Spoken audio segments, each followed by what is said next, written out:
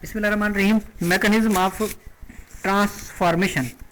तो ये ट्रांसफॉर्मेशन के अंदर क्या है कि इस एबिलिटी ऑफ द बैक्टीरिया, जैसे इस किस्म की एबिलिटी सलाहियत जो है बैक्टीरिया की, जिसके अंदर वो डीएनए को जो है किसी फॉरेन डीएनए को हासिल कर लेते हैं, टेकअप कर लेते हैं। कॉम्पिटेंस, तो दो किस्म की कॉम्पिटेंस है।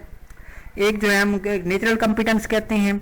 नेचुरल ये फितरत में ये बैक्टीरिया के अंदर पाई जाती है कि कुछ स्पीशीज हैं बैक्टीरिया के, वो जो है कि सिर्फ दूसरे बैक्टीरिया के जो है डीएनए हासिल कर लेते हैं, उनको एक्वायर कर लेते हैं बाय देयर मेम्ब्रेन्स के जरिए वो डीएनए जो है दूसरे बैक्टीरिया में चला जाता है। ये जो है, अब ये जो जीन्स हैं, evolution of the function of this gene जो कंट्रोवर्सल है, ये बिलीव किया जाता है cells take of the DNA. DNA क्यों हासिल करते हैं?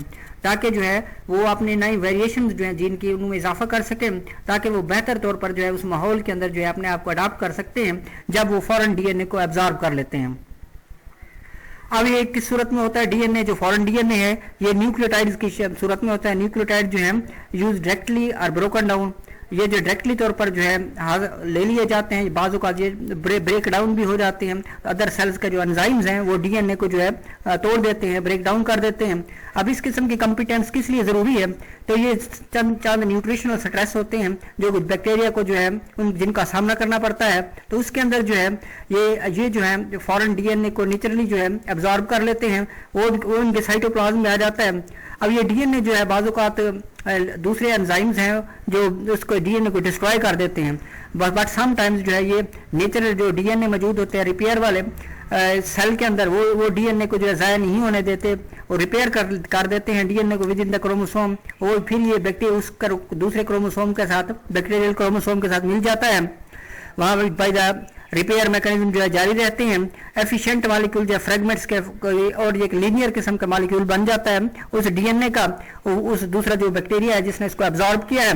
But it is not used for the transfer of circular, लेकिन ये इस किस्म का जो नेचुरल कॉम्पिटेंस है इसके अंदर सर्कुलर डीएनए जो है ट्रांसमिट नहीं होते इस कॉम्पिटेंस में। इसमें सिर्फ जो है एब्जॉर्प्शन होती है नेचुरल।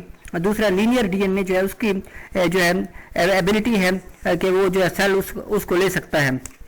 आर्टिफिशियल कॉम्पिटेंस, तो artificial competence is not encoded in the cell gene, तो ये सेल जीन्स के अंदर नहीं है। इसको हम लेबोरेटरी के अंदर जो है प्रोसीजर अख्तियार करते हैं जिसके जरिए जो है हम ये डीएनए जो है उस बैक्टीरिया के अंदर जो है डाल देते हैं। पहले जो है परमिएबल बनाते हैं, तो सेल्स को परमिएबल बनाया जाता है उनकी, ताकि जो डीएनए है फॉरेन डीएनए वो सेल के अंदर जो है आसानी से डाला जा सके। इसके लिए जेनेटिकली इंजीनियर्ड बैक्टीरिया जो इस्तेमाल किए जाते हैं। फॉलोइंग मेथड जो है आर्टिफिशियल कॉम्पिटेंस के हैं। तो आपको artificial competence, natural competence and artificial competence. तो नेचुरल कॉम्पिटेंस, और अब ये बता रहा है उसमें जिसमें आर्टिफिशियल कॉम्पिटेंस में सेल्स जो है फिर पहले उनको ठंडा किया जाता है in the presence of divalent cation. Divalent cation की मौजूदगी में सेल्स को चील किया जाता है। डाईवैलेंट कैटाइन कैल्शियम क्लोराइड इस्तेमाल किया जाता है।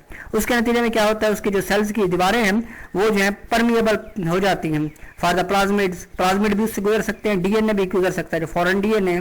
सेल्स जो है फिर उनको इंक्यूबेट किया जाता है with the DNA and then briefly heat. फिर सेल्स को इंक्यूबेशन के लिए इंक्यूबेट किया जाता है, गर्म किया जाता है, शॉक किया जाता है, हिलाया जाता है तकरीबन 42 से सेंटीग्रेड फॉर 120 सेकेंड तक, 42 सेंटीग्रेड 120 सेकेंड तक जो है सेल्स को शॉक किया जाता है, उसके बाद इंक्यूबेट किया जाता है।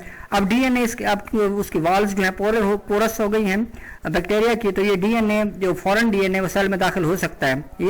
ये जो मेथड है work well for the circular plasmid, ये दोनों के लिए काम करता है। सर्कुलर प्लाज्मिड के लिए, इसके लिए जो लीनियर डीएनए मॉलिक्यूल है वो भी इसके अंदर दाखिल किए जा सकते हैं, तो वो जो डीएनए एब्जॉर्ब कर लेगा cell. It is artificial competence. दूसरा तरीका इलेक्ट्रोफोरेशन है।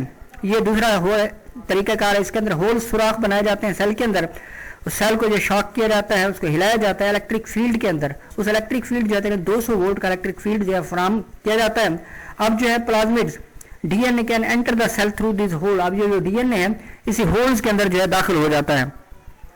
अब जो बैक्टीरिया के अंदर नेचुरल मेम्ब्रेन रिपेयर मैकेनिज्म है उससे ये होल्स बाद के अंदर बंद हो जाते हैं और ये डीएनए जो है वो बैक्टीरियल जो डीएनए है, अब ये जो फॉरेन डीएनए और बैक्टीरिया का अंदर वाला डीएनए है, दोनों जो है आपस में जो है इंटीग्रेट कर सकते हैं। बाद में इकट्ठे भी जो है वो सर्वाइव कर सकते हैं।